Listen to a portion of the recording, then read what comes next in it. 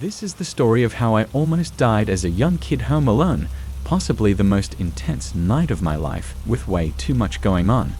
We're a family of 5. I was 10 at the time, my older brother was 14, my little sister was 5. It was a Friday night. My brother was out with his friends causing trouble, clearly because a dreaded phone call came to my parents. All I remember was I was in my room playing a Star Wars video game when I heard my mom start freaking out, crying. I got really scared and hurried to see what was wrong. My mom was on the phone with the hospital, calling to inform my parents that my brother had gotten hit by a car. Obviously, we were all shaken and really scared. My brother's leg was broken, but I don't know what else was said on the phone. All I know is my parents hurried to get their coats on and got my little sister from her room and asked me if I was okay to stay home alone. I said yes, and they hurried out to the car and left. I was, of course, really worried for my brother, but I really didn't want to go to the hospital and see him in any kind of bad condition. I don't think my parents wanted me or my sister to either, but they didn't want to leave my 5-year-old sister home without them. It's worth mentioning my brother recovered just fine, as his injury is no longer relevant to the story, other than it being the reason why I was left home alone on a Friday night. Before my dad left, he was trying to calm down my mom, telling her he was going to be okay. So seeing my dad like that made me feel better. I had a feeling my mom was just being overdramatic, like any mom would be. I continued playing the Star Wars game for a couple more hours when I heard the front door open. I had my bedroom door closed by this point. It was easily past midnight and past my bedtime, so I turned off the TV and PlayStation and crawled into my bed with my Game Boy. I tried listening to hear my parents' voices, maybe hear if my brother was with them or just hear what they were saying, but I didn't hear anything. After a few minutes of not hearing them even come up the stairs, I had a feeling something was wrong. I went to my door and quietly opened it, then walked over to the ledge and banister that overlooked the living room. The lights were off, but there were 3 tall people standing in my living room. They weren't my family. I was so petrified that I was frozen for a second before I could quietly walk back into my room and shut the door as quietly as I could in my trepidation. But it wasn't quiet enough, and I knew it.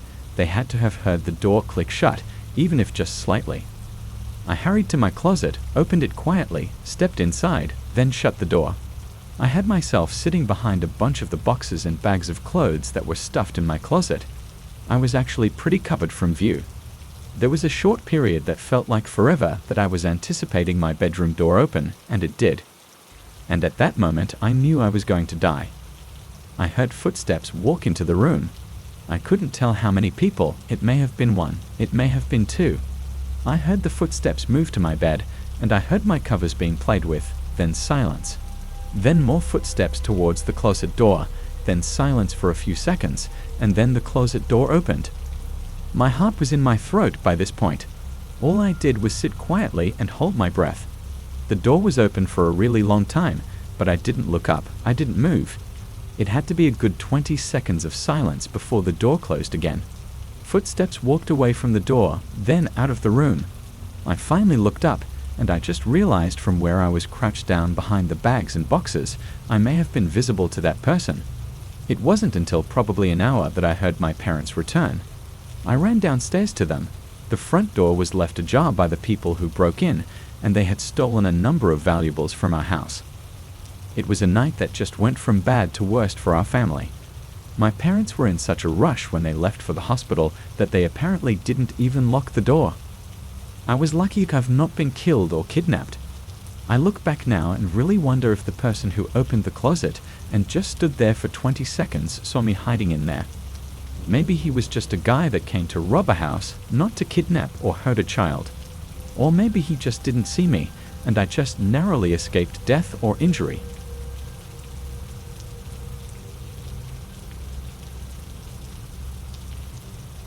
I was left home alone a lot as a kid, just due to the fact that my mom was single for a good chunk of my upbringing, and she worked as an aunt on a crappy schedule, and my brother went away to college.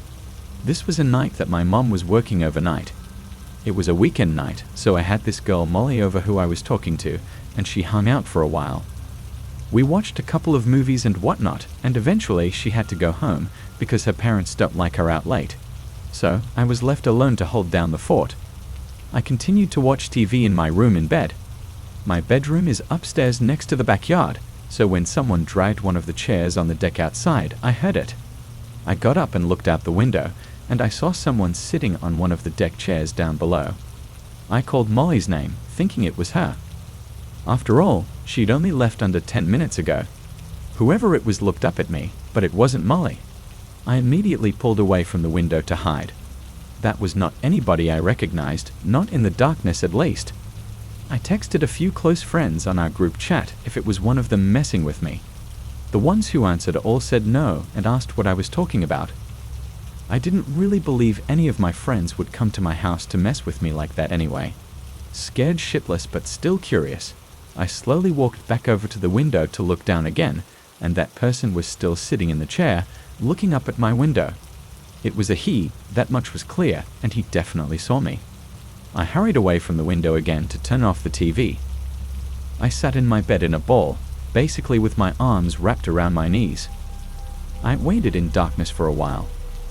I didn't even want to turn my phone screen on because I was scared he'd see the light. I didn't even want to move because the window was opened and I feared that he'd hear any movement I made. I wanted him to assume I was just no longer in the bedroom. I waited enough time. It had to be a solid 5 minutes of just sitting there. I highly doubted that man outside could still be there. I finally mustered up the courage to get up and look out the window. I felt a little part of me die inside when I saw he was still down there, looking up at my window. Instead of running away from the window again, I tried to be brave and said down to him, "What do you want?" I then noticed his shoulders started to go up and down as if he were laughing really hard, but he didn't make any kind of audible laughing sounds. At first, so I heard a slight whistling sound coming from him. It seemed like he was laughing so hard that he was wheezing. I asked him to please go away, then walked away from the window again. I went back to my bed. I was scared to call the police for some reason. I left my room and sat at the top of the stairway listening. The back door was being pushed. He was trying to get into the house. I ran back to my room to hide again. I was 14. I didn't know what else to do. Eventually, I heard the front door being fiddled with and the man trying to push the front door open as well. He gave up quickly, thank God. I closed my bedroom window and curtains. If our doors weren't locked, I could have been killed easily. I was skinny and weak when I was 14 and definitely not a fighter. I didn't leave my room again that night until my mom got home around 9. I told her what happened, and her reaction was angry at me for not calling 911. In hindsight, that was very stupid of me, one of the many things I did, or rather didn't do at a young age that I questioned greatly.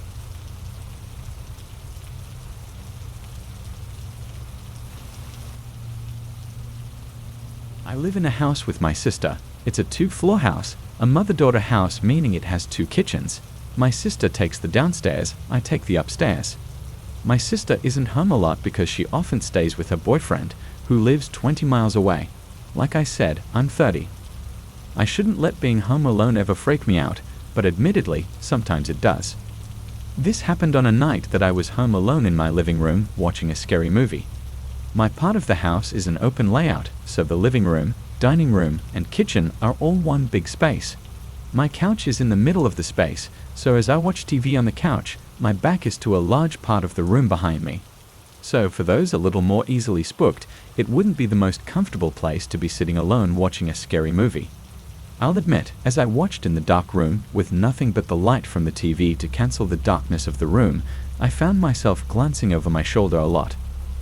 I like to think I'm not the only 30-year-old male that does that, but anyway, after the movie, I brushed my teeth, turned off all the lights in the house, then went to sleep. My sleep lasted for about 2 hours. I woke up around 1 a.m., and I wasn't sure why I woke up at first. Then I heard a voice downstairs. It sounded like my sister. It sounded like she was inside the house, so it's not like she was calling for me to open the door, but still, I knew it was my sister's voice. I didn't know what she was yelling up to me though, but I was still groggy and not thinking straight. All I could think was that she must have been calling for me or arguing with her boyfriend, so I got out of bed and went into the pitch black hall. I turned on the hallway lights and then made my way through the living room and heard my sister's voice again from downstairs. Now I could understand her to be saying my name. I made my way downstairs in the dark, yelling back at her, "What is it?" I looked for the light switch in the foyer downstairs, but couldn't find it. I'm not lying when I say I was groggy as hell. I walked down her little hallway towards her kitchen, find a light switch, and flick it on. The light in the kitchen lights up her little apartment, including her living room. The light starts off dim and needs time to brighten up, but I still saw that there was no one down there. Not her, not her boyfriend. I went to her bedroom, but it was empty. I called her name really loudly one time. No one called back, but shortly after I yelled, I heard something drop to the floor in my sister's bedroom, which I had just checked, and it was empty. I went back up the stairs like a little kid and went back to my bed, to where my phone was. I tried to call her a few times, but she didn't pick up. I had myself locked in my room, wondering if I had just hallucinated all of that. Eventually, I fell asleep, and in the morning, I woke up to a text from my sister asking why I called her at 1 a.m. I asked her if she was home last night, and she told me no, she was currently staying at her boyfriend's house. I went downstairs to her bedroom to see what may have fallen down on the floor, but there was not a single object on the floor that could have made that noise. I'm led to believe I hallucinated everything I heard that night, but that's what I want to believe, because the alternative would be much more horrific. But I've never really hallucinated anything else, or had any kind of sleep disorders, so how vividly I heard my sister's voice and that sound in her room really freaks me out.